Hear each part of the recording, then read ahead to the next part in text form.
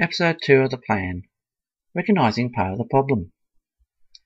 Hello and welcome. In this next video I will begin discussing about how a change could be brought about and what I feel needs to be done that could bring about confidence. There are many ways that this could be done. I will mention a few ideas here, and I am sure that many of you may agree and share the same thoughts and feelings. In order for a change in recovery, there must be a change in thinking and a refocus on what is required and needed to solve today's problems for, as one would hope, for a better tomorrow. I will quote another line from John F. Kennedy. Our problems are man-made, therefore they can be solved by man, and man can be as big as he wants. No problem of human destiny is beyond human beings. What this means is that these current problems of today have only derived from us as in human beings, and are not caused by nature. There are methods and ways to solve these problems. We have that capacity to solve them, if the right minds with the right goals are put forth to help achieve a goal of recovery. But it must also be stressed that this recovery effort should not in any way disadvantage the less well-off and the more vulnerable. Okay, let's take a look at the path of history and try to compare and recognize how and when some of this began, for it to have ended up as it has today. We have not always been in this situation, and it has arisen through several areas, and there was a time that we as a people were living much better and a lot more well off.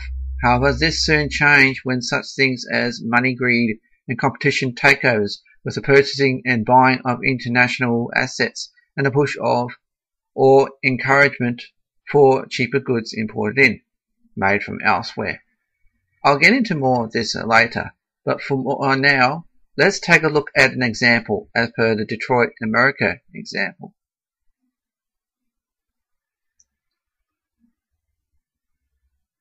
Detroit, USA was for a time a very profitable city.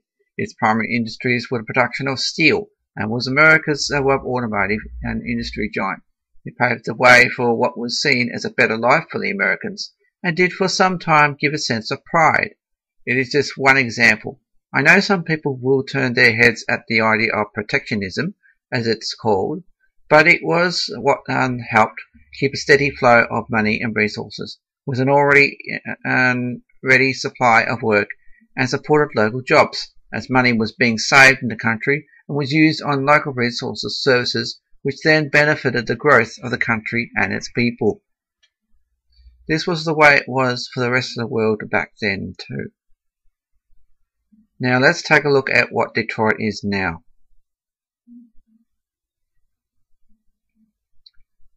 What once was the proud supplier and producer of the American dream, as it was, with many large industries that once employed many thousands of workers, has fallen and lost most of its grace.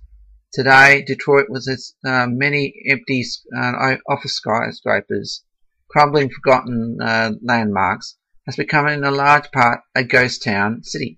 This is a city and is now being regarded by many to be a ghost town. Many of its buildings, even many of its high-rise skyscrapers, have been abandoned and left to decay, as many of its factories have closed and been left abandoned, including as many of its graceful churches and landmarks have been falling down. There are only a few businesses that are still thriving, but not as well as they had once before, back in their heydays.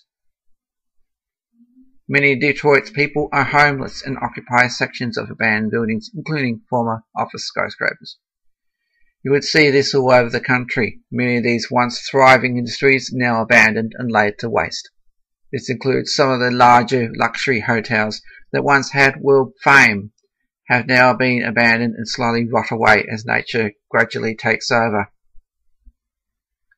For another example, one should not look past Harvey, Illinois, USA, where the old abandoned Dixie Square Mall, made famous by the Blues Brothers movie and the most famous of the abandoned malls, standing another 30 years longer and closed than it had been open.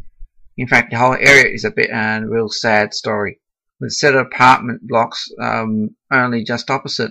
They are in an appalling condition, neglected, stripped, and abandoned. I must add something here in relation to the former Dixie Square Mall. As currently as I write this, the former mall is now in the final stages of demolition, with most of its remaining sections of the anchor store JCPenney's already gone and soon to be just a memory. These problems don't only affect America, and the problem is quite worldwide, but it is a very sad problem that can be turned around to some degree. I know that is possible, it can be done. For the USA, this trend began about 30 years ago, while in the UK it has only been for the last 10 years.